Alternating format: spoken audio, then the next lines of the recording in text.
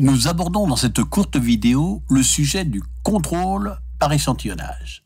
Depuis si longtemps que ce contrôle par échantillonnage était délaissé dans les entreprises, il est devenu une source de progrès considérable. Il n'y a qu'à se baisser pour ramasser les bénéfices tellement il y a à faire. Et pourtant, vous vous dites, mais depuis 1946, finalement, les normes n'ont pas beaucoup changé, c'est toujours les mêmes. Comment peut-on progresser ? Eh bien, dans quelques minutes, vous saurez si vous êtes performant sur le sujet ou si vous avez une belle source de progrès.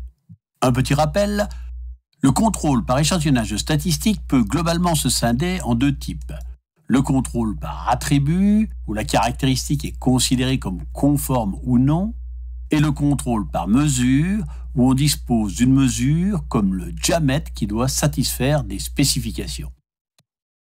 Ce que nous observons souvent dans les entreprises peut être qualifié de pire des stratégies.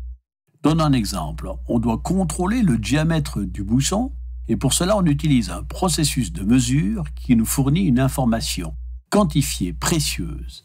Mais on transforme cette information en 0,1 en ne s'intéressant qu'à son statut conforme et non conforme.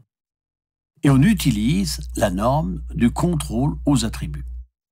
Si on regarde la norme aux attributs pour un lot de 15 000 produits, le plan normalisé donne un prélèvement de 315 produits avec une acceptation à 7 non conformes. La courbe d'efficacité de ce contrôle est donnée dans ELISTAT. 315 produits à contrôler, c'est beaucoup. Ne peut-on pas optimiser un peu cette taille de prélèvement ? Bien sûr, et de deux façons simples.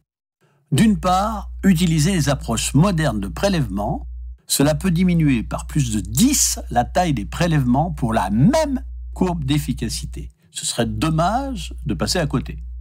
Mais également en utilisant la puissance informatique disponible pour dynamiser les contrôles, ce qui permettra de concentrer son énergie sur l'essentiel. Regardons déjà si on reste dans les contrôles normalisés en passant en contrôle par mesure. On passe de 315 à 124 pièces, si on ne veut pas faire d'hypothèse sur l'écart type. C'est déjà un gain appréciable, mais on peut faire beaucoup mieux. Prenons l'exemple du diamètre qui demande 315 pièces avec la norme 2859. On peut prendre le contrôle progressif aux mesures inventé récemment à l'université de Savoie-Mont-Blanc et qui est très simple d'utilisation. On fixe une taille minimum de contrôle, par exemple 10, et on contrôle la caractéristique. Dans les 10 premières pièces, aucune décision ne peut intervenir. On continue le prélèvement tant que les courbes d'intervalle de confiance, vertes et rouges, autour de la courbe bleue, sont dans des zones différentes.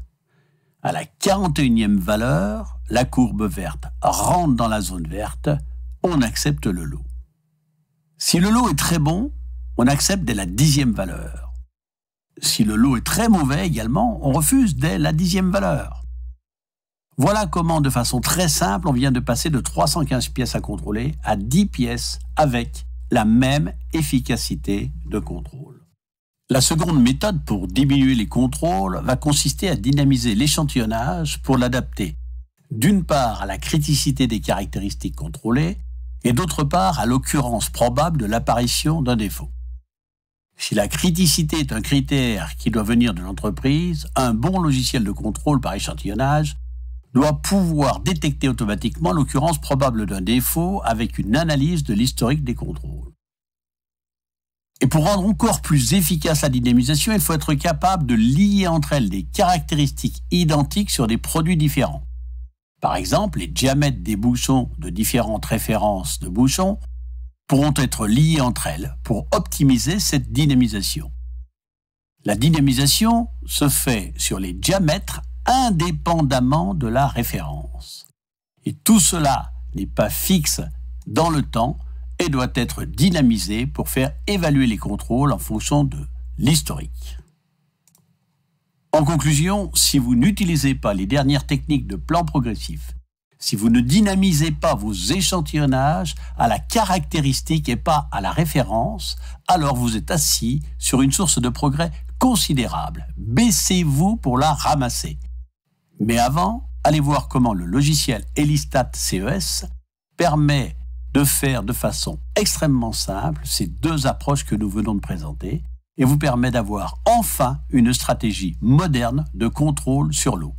Vous pouvez aussi aller sur le site e-learning d'Elistat si vous souhaitez un cours complet sur le sujet.